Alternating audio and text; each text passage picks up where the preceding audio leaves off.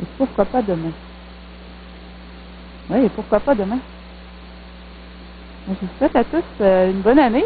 C'est le premier sabbat de l'année 2012, pas 2011. Hein. Des fois, ça prend du temps avant qu'on rentre dans l'idée qu'on a changé d'année.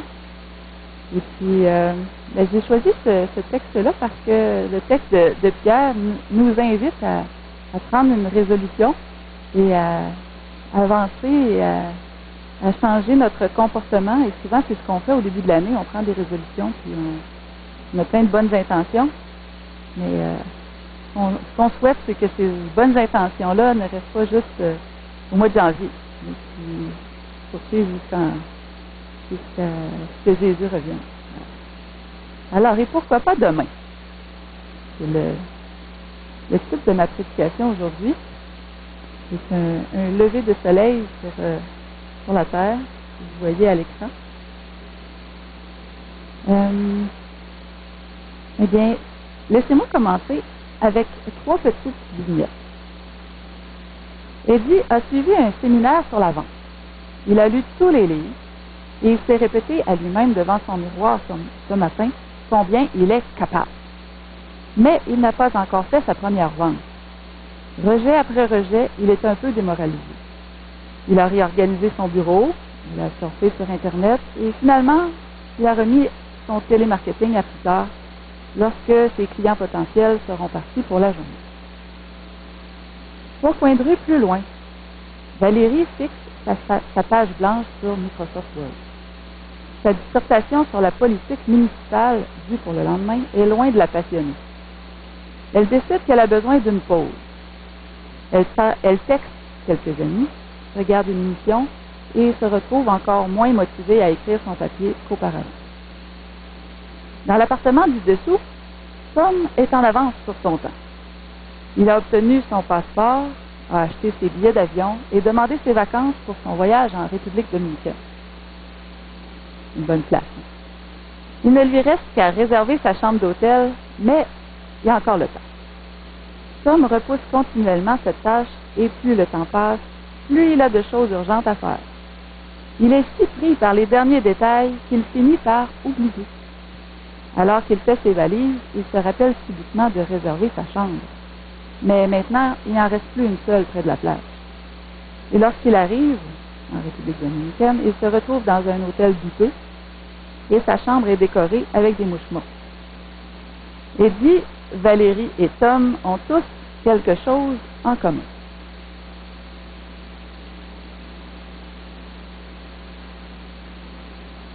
Levez la main ceux qui ont déjà entendu parler de ce mot.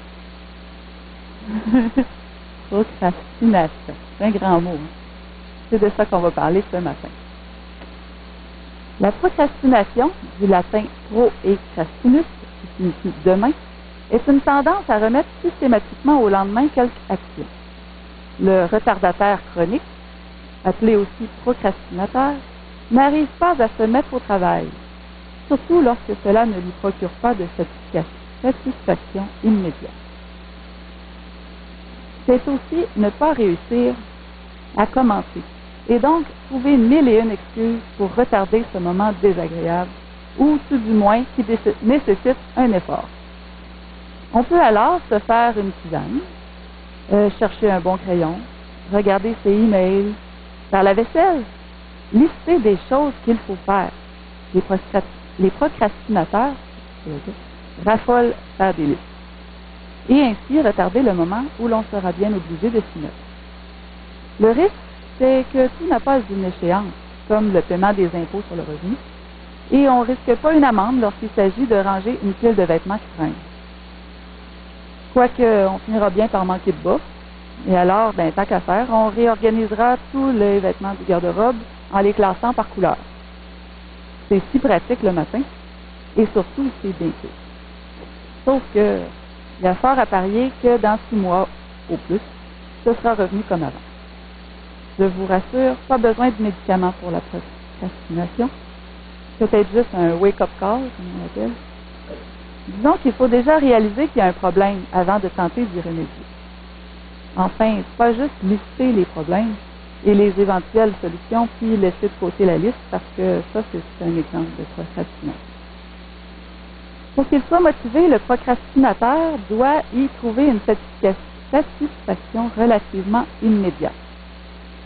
Si tel n'est pas le cas, il continuera à retarder ce qu'il doit pourtant faire. On peut croire que ce dernier a la belle vie, mais pas du tout. Ne pas faire quelque chose qu'on doit faire le fait culpabiliser. Et ce mal-être l'enfonce encore un peu plus dans l'envie et le besoin de procrastiner. Il ne faut pas non plus rapprocher la procrastination à de la paresse. Un procrastinateur est capable d'exécuter énormément d'actions dans une journée. Beaucoup de choses, sauf ce qu'il doit vraiment faire. Mais d'où ça vient? D'où vient ce trouble? Eh bien, le problème de Eddie tout à l'heure dans l'histoire, c'était une faible espérance. À présent, il n'attend que l'échec lorsque c'est le temps de faire ses appels téléphoniques. Il y a une espérance de succès très faible pour sa prochaine série d'appels. Les résultats de 39 des études sur la procrastination démontrent que l'espérance faible est une cause majeure de procrastination. Vous doutez de votre capacité à suivre un régime? Vous ne vous attendez pas à obtenir un emploi? Vous devriez vraiment sortir et rencontrer des filles, mais vous ne vous attendez qu'au rejet désormais, et de sorte que vous procrastinez. Vous avez appris à vous sentir impuissant. Le problème de Valérie est que sa tâche a peu de valeur pour elle. Personne n'aime faire des choses désagréables. Il est facile de se retrouver avec nos amis pour faire un bon repas ou commencer à jouer à un jeu vidéo, peut-être. Mais c'est pas si facile de commencer à faire ses impôts. Ce point peut être évident, mais c'est agréable de le voir confirmé dans une dizaine d'études scientifiques. Mais l'élément précurseur le plus fort de la procrastination, c'est le problème de Tom. L'impulsivité. Il aurait été facile pour Tom de réserver l'hôtel à l'avance, mais il a cessé de se laisser distraire par des choses plus urgentes ou plus intéressantes. Des dizaines d'études ont montré que la procrastination est étroitement liée à l'impulsivité. Certains aussi préfèrent travailler dans l'urgence, car ils apprécient la bouffée d'adrénaline que ça leur produit. Mais pour beaucoup, c'est davantage un besoin de perfectionnisme et une peur de l'échec qui paralyse tout le corps. Tous ces éléments convergent vers un point central. C'est lequel? L'ego. Lorsqu'on est impulsif, par exemple, c'est que notre besoin de satisfaction de « Ah, je vais faire telle chose, ça a l'air plus le fun. Ah non, je vais faire autre chose. Je vais faire ce que moi j'ai le goût de faire. » Donc, c'est l'ego. Lorsqu'on on manque de passion ou qu'on recule devant une tâche désagréable, c'est habituellement lorsqu'on voudrait faire quelque chose de plus agréable pour nous. Mais dans la vie, il y a des choses qu'il faut qu'il soit fait. Cependant, le chrétien ne devrait pas être esclave de ses habitudes héréditaires, comme la procrastination. Procrastiner, c'est un trait de caractère héréditaire ou acquis. On peut naître avec ou on peut se le construire. Les chercheurs ont tenté d'établir une équation pour comprendre la dynamique de la procrastination. On l'établit comme ci. La motivation, donc pour agir, est égale à nos attentes envers une situation donnée, soit par rapport à nos chances de succès qu'on envisage, ou par la satisfaction qu'on pense en retirer, multiplié par la valeur qu'on accorde à la chose qu'on doit faire, et on divise le tout par notre impulsivité, multiplié par le délai. Donc, si on explique ça un petit peu plus, parce que c'est pas tout le monde qui est super bon en maths, lorsqu'on veut avoir une grande motivation, il faut soit avoir les chiffres du haut au-dessus de la ligne, donc le numérateur très, très, très, très fort, très élevé, ou un diviseur en dessous très faible.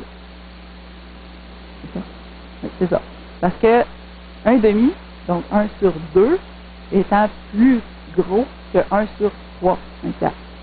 Donc, plus on augmente, un 16e, c'est vraiment quelque chose qui est plus petit que 1 sur 2. Alors, je vous donne un exemple pour bien comprendre ça. On vient de passer le temps des fêtes. Quelqu'un qui doit préparer son réveillon. Et sa motivation, c'est quoi? Préparer le réveillon. Il faut que ce soit agréable. Donc, ses attentes, quelles sont-elles? Bien, ça peut être, je ne dis pas que c'est tout bien, là, mais l'être humain en général, sa nature, c'est de soit vouloir impressionner la visite qui va venir, faire des bons petits plans. Peut-être les Noëls passés, il veut recréer quelque chose qu'il a vécu. Peut-être qu'il a écouté des films, c'était beau, c'est bien décoré, on va faire, ça va être extraordinaire, la maison, là, elle va être comme l'atelier du Père Noël. Imaginez. La valeur de cette chose-là, ben, c'est Noël. Hein? Il me semble que, juste de dire qu'on est en vacances, c'est le fun. Et on divise ça par l'impulsivité. Ben, il y a beaucoup de choses à préparer, donc on peut s'éparpiller. Des fois, c'est rester concentré, focus, c'est difficile. Et le délai. Le délai, là, le réveillon, c'est en décembre. On est au mois d'août, là. Il est loin. On ne va pas avoir le goût de préparer. Mais regardez combien de personnes sont allées magasiner la journée du 24 décembre. Les magasins étaient pleins des achats de dernière minute. Les gens qui avaient reporté à la dernière minute leurs choses qu'ils avaient à faire. Donc, c'est un peu la dynamique. On dit de la procrastination que c'est le mal du siècle. C'est comment? Les gens sont de moins en moins motivés et de plus en plus égoïstes. Et on vit dans une société qu'on appelle une société de loisirs. Donc, c'est la satisfaction du moment présent. Et alors, il y a une petite pensée ici qu'on pourrait peut-être appeler la devise du procrastinateur. Pourquoi faire aujourd'hui ce qu'on peut remettre à demain? C'est à peu près. On trouve de tout de nos jours. Alors, il y a même la procrastination pour les nuls, qui s'intitule en haut ici There's always tomorrow, why do it now? Il y aura toujours un demain, alors pourquoi faire les choses maintenant? Donc, ce livre-là encourage les gens à découvrir la magie de la procrastination et comment la faire de la bonne façon. Peut-être que le procrastinateur s'achètera le livre, mais peut-être qu'il va remettre à plus tard le moment de le lire. On ne le sait pas. Mais, y aura-t-il toujours un demain? Alors, cette pancarte-là était pour la journée de la procrastination, parce qu'il y a une journée maintenant. Alors, qui nous dit procrastiner, parce que le monde va se terminer demain, alors peut-être que vous n'aurez même pas besoin de le faire. Mais y aura-t-il toujours un demain? Est-ce dangereux de procrastiner? Après tout, c'est un trait de caractère. On est comme ça, on est fait comme ça, c'est dans notre nature. J'ai trouvé dans ce livre, vous savez qu'on parle de la procrastination dans ce livre, vers Jésus. Je pense que tout le monde connaît ce livre-là. Sébastien, est-ce que tu... Ah, je pensais que tu te levais pour l'étudier. J'ai pris un texte dans ce merveilleux livre, et comme c'est long, le texte que j'ai écrit à l'écran, ceux qui veulent le lire avec moi, ça se retrouve à la page 27, la page 31-32 dans celui-là, et la page 27-28 dans La Voix de l'Espérance.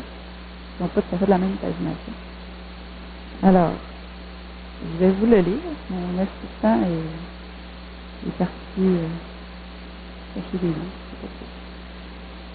Je suis en train de procrastiner en chemin. Alors, page 31, en bas de la page. Ah, merci Olivia. Une assistante que j'ai aujourd'hui. Mais vous prenez garde de ne pas temporiser. En français, on a traduit par temporiser, mais en anglais, c'est vraiment procrastinate. Ne renvoyez pas le moment de délaisser vos péchés et de rechercher en Jésus la pureté du cœur. c'est précisément ici que des milliers de personnes ont commis une erreur fatale. C'est dangereux, hein? Je n'insisterai pas sur la brièveté et l'incertitude de la vie. Mais il y a un terrible danger trop peu compris, à tarder de répondre aux appels pressants du Saint-Esprit. En réalité, ce délai est une décision de vivre dans le péché. Le fait de ne pas prendre de décision, ça en devient une décision. Ce n'est qu'au péril de son âme qu'on peut tolérer un péché, quelque petit qu'il puisse paraître. Ce que nous ne vaincrons pas, nous vaincra et deviendra l'artisan de notre ruine. Ça, c'est la page 31 et 32. Un peu plus tard, à la page 33 ou la page 29 dans les autres. Est-ce que tout le monde a celui-là? OK. Donc, la page 33, deuxième... page 32, ça commence le dernier paragraphe en bas.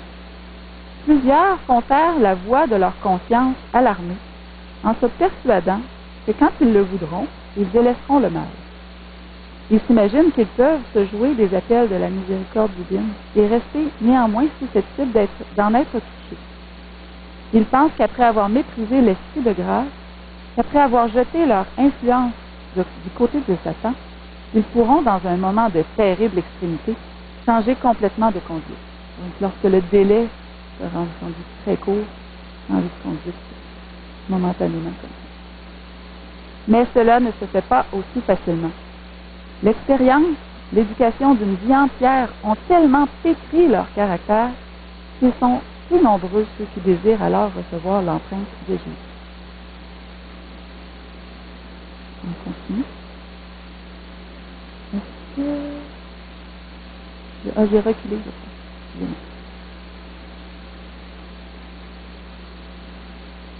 Oui. Excusez-moi, je n'ai pas la même... OK, c'est bon. Donc, paragraphe suivant. Un seul travers de caractère, un seul mauvais désir conservé obstinément neutralise à la longue toute la puissance de l'Évangile. Donc, l'Esprit nous demande d'abandonner un péché et qu'on remet ça à plus tard parce qu'on aura toujours le temps. Mais ça neutralise à la longue toute la puissance de l'Évangile.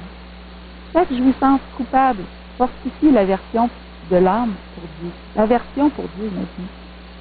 Celui qui témoigne pour la vérité divine, une incrédulité tenace ou une stupide indifférence, ne fait que moissonner ce qu'il a lui-même semé.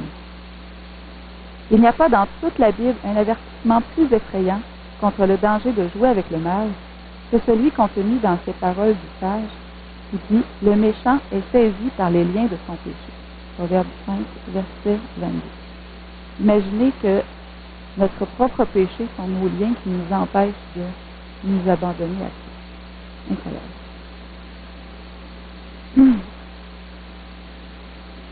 Jésus-Christ est tout prêt à nous affranchir du péché, mais il ne va pas forcer notre volonté.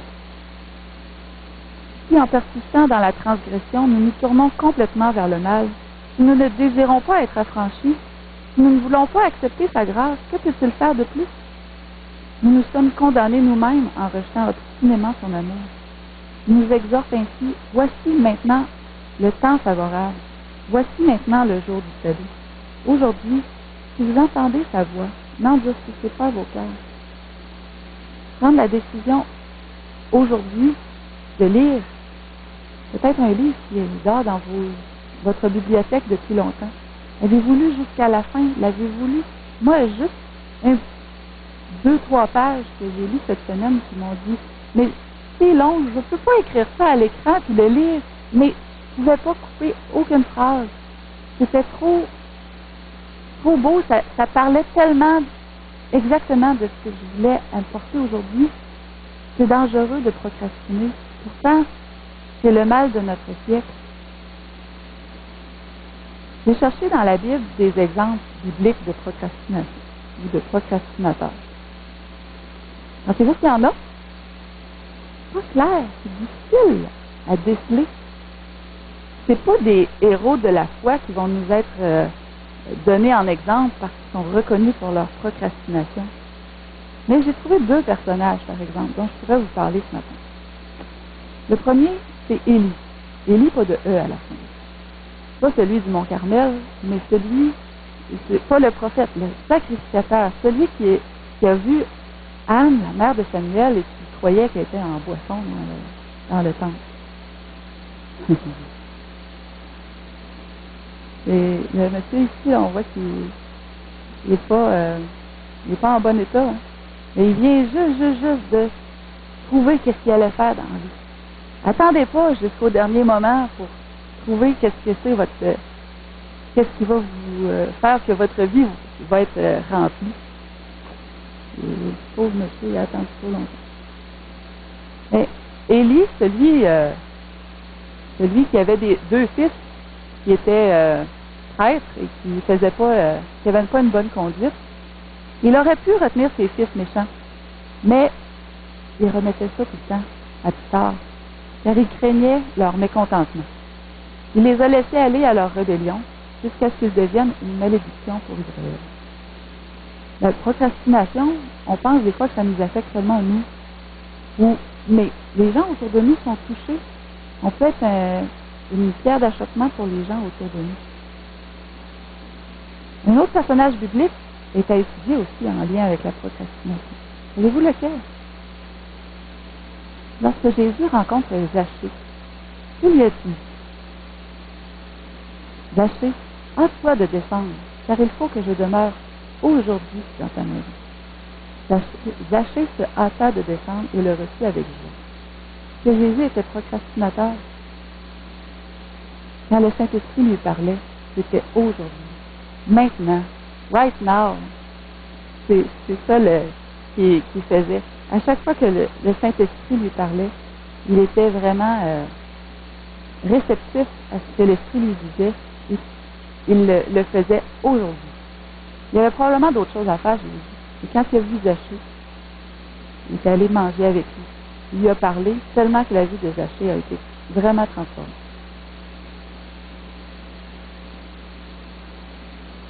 Vous connaissez les textes dans Romains qui disent, parce qu'il y en a plusieurs, car je ne sais pas ce que je fais, je ne fais point ce que je veux, et je fais ce que je hais. La procrastination, dans le fond, c'est quand notre chair parle plus fort que la voix de notre conscience. Lorsqu'on est tellement prompt plutôt à répondre à une satisfaction immédiate, plutôt que de dire, Seigneur, qu'est-ce que c'est ta volonté en ce moment? Est-ce que c'est vraiment que je fasse ça ou autre chose qui serait peut-être plus utile pour toi? Paul en parle de ça. Est-ce que c'est parce qu'il y avait un problème avec la procrastination? C'est tout à fait ce qu'on voit. On voit que chaque être humain a une lutte contre sa chair, contre son ego. Mais on n'est pas capable de lutter contre soi-même. La seule personne qui peut nous rendre victorieux, c'est Jésus. Alors, qu'est-ce qu'on fait avec ça? Qu'est-ce qu'on fait avec notre problème de procrastination? Il ne faut surtout pas faire l'erreur de se comparer à d'autres pécheurs. Comme on dit, quand on se compare, on se console. Mais c'est une grave erreur parce que si on se compare à d'autres chrétiens aussi, des fois on peut se comparer aux gens du monde, qui sont si pécheurs. Mais quand on se compare entre nous, quand on est assis un à côté de l'autre, on dit, ah ben moi je suis meilleur. Pas parce qu'on veut absolument se vanter, mais parce qu'on justifie notre péché en disant, moi je suis moins pire que l'autre. Le seul être humain auquel il faut se comparer, c'est Christ. L'écrivain français Marcel Jouandeau disait, c'est parce qu'on imagine simultanément tous les pas qu'on devra faire qu'on se décourage, alors qu'il s'agit de les aligner un à un. Quand un procrastinateur qui recule devant une tâche, c'est souvent parce qu'il voit trop compliqué, trop dur, trop long. C'est ce qui l'arrête. Mais en fait, gravir une montagne, on ne la fait pas d'un bond, c'est un pas après l'autre. Il y a beaucoup de méthodes qui existent pour se sortir du cercle vicieux de la procrastination. Il y en a des plus sensés aux plus loufoques ou même dangereux, mais ils vont fonctionner seulement temporairement. Ce qui est le plus efficace, c'est des conseils pour changer d'attitude. Je vous en apporte 5 conseils. Le premier, c'est changer les « il faut que » en « je choisis de ». Quand on dit « il faut que je fasse quelque chose », c'est comme si notre motivation descend tout de suite, parce qu'on ne veut pas subir soit les choix d'un autre, soit les choix de notre société. Mais quand on transforme la même chose, comme il faut que je fasse la vaisselle, hein, je choisis de faire la vaisselle. Ah, ben, je choisis. Bon, mais quand on donne notre volonté à Dieu, quand je dis je choisis de faire ce que tu me demandes, Seigneur, aujourd'hui. C'est tout ce que Jésus attend de nous. C'est le OK. À partir du moment où on lui dit, Seigneur, je choisis de faire ce que tu vas me donner en priorité aujourd'hui. Toutes mes priorités, mes petites affaires que j'aurais pu vouloir, là, Seigneur, je les mets de côté. Et je choisis de te donner la première place. Premier conseil. Deuxième, se concentrer sur le fait de commencer plutôt que sur le fait de terminer. Comme je vous disais, la montagne, là, c'est faut commencer à la montée pour arriver en haut. Mais si on dit je n'irai jamais en haut, on ne le fera jamais. Donc, c'est l'ennemi numéro 1 du procrastinateur de voir toujours le but. Et c'est sûr qu'il faut garder les yeux en l'air. Là. Si tu montes la montagne avec les yeux en regardant en bas, tu vas peut-être avoir le vertige, débouler, tu ne seras pas plus avant. Il faut garder les yeux sur le but, mais on commence. Le troisième, ça peut paraître niaiseux, mais au jour le jour, là, acheter un chrono ou regarder sa montre. Se dire, ben là, j'ai telle chose à faire, puis je prends 5 minutes pour le faire. Ben, ça va nous pousser à commencer. Puis, des fois, on pense qu'une tâche va nous prendre un temps incroyable à faire. On se dit, j'ai pas le temps. Non, mais aujourd'hui, là, 35 minutes. Je vais voir s'il me reste tant de choses à faire. Je vais pouvoir au moins savoir combien il me reste de temps à consacrer à cette tâche-là. Moi, j'ai commencé à un moment donné à faire, me dire, faire le ménage de la maison. Comme c'est long. Mais je me prends un chrono, je me mets 5 minutes par pièce. C'est incroyable ce qu'on peut faire en 5 minutes dans une pièce. On rentre, à l'envers. Un petit 5 minutes de ramassage, puis tiens, on passe à l'autre pièce, puis on repart encore avec une énergie renouvelée lorsque le chrono, on le repart. C'est tout ça logique. Mais la procrastination, ça se passe en tête. C'est là que tu choisis.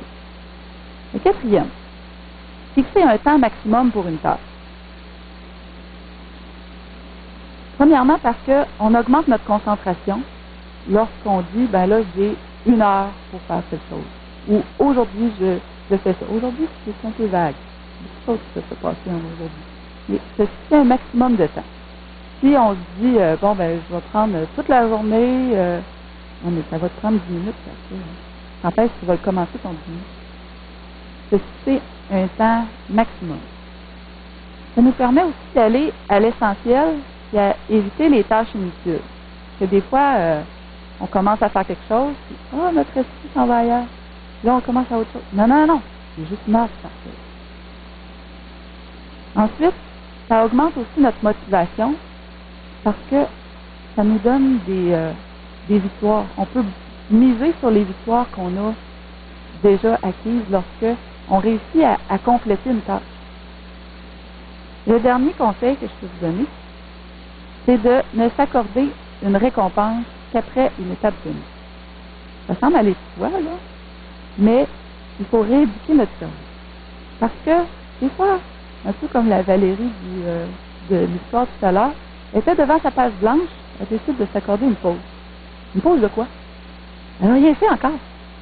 Mais souvent, c'est ça. On dit, je suis un petit peu tannée, je vais aller faire d'autres choses, puis on se garde.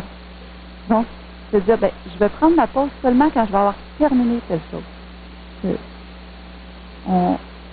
La récompense, c'est pas obligé d'être quelque chose de gros. Ça peut être juste un temps de détente. Ça peut être une activité qu'on aime. On peut aussi se faire des mots d'encouragement personnel. On peut les écrire à quelque part. J'ai réussi à faire telle chose. Je sais pas, moi. Mais, s'il vous plaît, si vous vous récompensez avec de la bouffe, ou avec des objets de magasinage, vous allez vous créer d'autres problèmes. c'est pas... je vais le faire de temps en temps.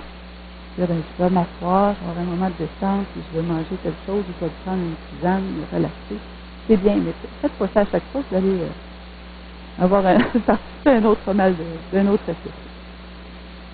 Mais avant tout, avant ces 5 conseils-là, si vous voulez vraiment que ces 5 conseils-là soient efficaces, parce que je vous ai dit, n'importe quelle chose qu'un procrastinateur va faire, il va prendre la résolution de le faire, mais après quelque temps,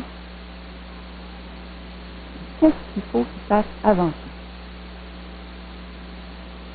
Fais-moi dès le matin entendre ta bonté, car je me confie en toi. Fais-moi connaître le chemin où je dois marcher, car j'élève à toi mon âme. Donne-moi tes priorités, Seigneur. Dès le matin, demandez, Seigneur, qu'est-ce que tu veux que je fasse aujourd'hui? Ne vous inquiétez de rien, mais en toute chose, faites connaître vos besoins à Dieu, par des prières et des supplications, avec des actions de grâce. Seigneur, j'ai un problème. Aujourd'hui, je ne sais pas par quel bout prendre ma journée. Il me semble qu'elle a l'air tellement remplie, mais j'ai tout ça à faire, Seigneur. Comment peux-tu m'aider? Seigneur, il nous abandonne jamais lorsqu'on lui demande de l'aide. Je voulais qu'on revoie ensemble l'équation de la procrastination. On a parlé tantôt de la motivation. Comment, maintenant qu'on a parlé du charnel, comment est-ce que Dieu peut nous aider? Comment on va parler avec l'Esprit? Comment est-ce que Dieu peut nous aider à augmenter notre motivation? Notre motivation, c'est l'agapé. Comment il va augmenter nos attentes pour que notre motivation augmente? Ben, dans la Bible, c'est rempli de toutes ces promesses. Lisez-les, accrochez-vous à ces promesses-là. Puis, même, il va aller au-delà de ça. Dieu, il va vous donner des succès qui vont faire augmenter vos attentes. Quelqu'un qui est habitué d'avoir le succès dans tout ce qu'il fait, il a bien moins peur que les autres de se lancer pour faire quelque chose. Il est habitué d'avoir du succès. Quelqu'un qui n'a pas autant de succès, c'est plus difficile pour lui de faire le premier pas. Le Seigneur nous donne ses promesses, il va être avec nous, il va nous aider. Comment il peut augmenter la valeur? Bien, c'est son amour qui donne la valeur aux choses. Prendre du temps pour quelqu'un, prendre du temps pour faire quelque chose, préparer une prédication. Pourquoi est-ce que ça a une valeur? Est-ce que c'est parce qu'on veut être devant et enseigner les autres? Non, on aimerait bien mieux être assis. Qu'est-ce qui donne cette valeur-là? C'est Dieu qui la donne. J'ai un message pour ces gens-là aujourd'hui. J'ai été choisi pour le livrer. Il n'y a pas quelque chose qui vous fait dire « Wow, le créateur de l'univers qui nous fait confiance pour quelque chose. Qu'est-ce que ça vous prend? » Parce que obéir au maître de l'univers, qu'est-ce qui pourrait donner le plus de valeur à quelque chose? Est-ce que Dieu peut changer notre impulsivité maintenant? Oui. C'est sûr. En changeant notre caractère, jour après jour, il veut nous transformer à son image. Il ne va pas faire qu'on va être apathique d'impulsion du tout. Non, c'est les impulsions qui sont éparpillées un peu partout. Il veut nous rendre des êtres équilibrés. Il veut augmenter notre concentration. Il veut qu'on soit capable de mener à bien des choses. Il va enlever toutes les choses qui nous distraient. Si jamais on est trop distrait, bien, on lui demande, Seigneur, je sens là, que je suis en train de m'égarer, aide-moi. Le délai, est-ce que Dieu peut agir sur le délai? Il va changer le cours du temps, qu'on ait plus de temps sur nos tâches. Pourquoi pas? Il a bien reculé le soleil pour Josué dans la bataille. Mais est-ce qu'il y a vraiment besoin de changer le temps? Est-ce qu'il ne peut pas juste nous donner plus de bonheur à accomplir une tâche? Quand on fait quelque chose qu'on aime, le temps passe beaucoup plus vite. Dieu peut aussi faire des choses incroyables. Dans Jésus-Christ, dans le chapitre sur la tentation, Ellen White nous dit que Jésus est allé au désert, il a jeûné pendant 40 jours. Pourquoi? Est-ce que c'est parce que Jésus n'aurait pas été capable de surmonter une tentation s'il n'avait pas été à jeun? Voyons, c'est tout à fait le contraire, il me semble. Jésus voulait nous enseigner que nos appétits sont déréglés. Nos envies de faire des choses sont déréglées. Et pour ça, souvent, il faut faire le ménage, se remettre à zéro. Et puis, ben oui, mais je pense qu'on n'a pas, on choisit de le faire, mais on n'a pas le choix. Parce que si on reste avec nos appétits débridés, qu'est-ce qui va faire qu'on va choisir de suivre la voie de Dieu plutôt que d'aller et de faire notre propre voie? Jésus a voulu nous montrer l'exemple. Il nous est impossible par nos propres forces de résister aux désirs impérieux de notre nature déchue. C'est par là que Satan nous tente. Le Christ savait que l'ennemi s'approcherait de tout être humain, profitant de ses faiblesses héréditaires, et s'efforçant de prendre au piège de ses fausses insinuations tous ceux qui ne se confient pas en Dieu. En foulant le chemin que l'homme doit parcourir, le Seigneur a préparé la voie à notre victoire. Dieu n'ordonne pas que nous soyons en désavantage dans le conflit avec Satan. Il ne veut pas que nous soyons intimidés et découragés par les assauts du serpent. Il nous dit plutôt, prenez courage, j'ai vaincu le monde. Pourquoi être en désarroi? Jésus a tout fait déjà. Mais pourquoi est-ce qu'il faut se mettre à genoux chaque matin?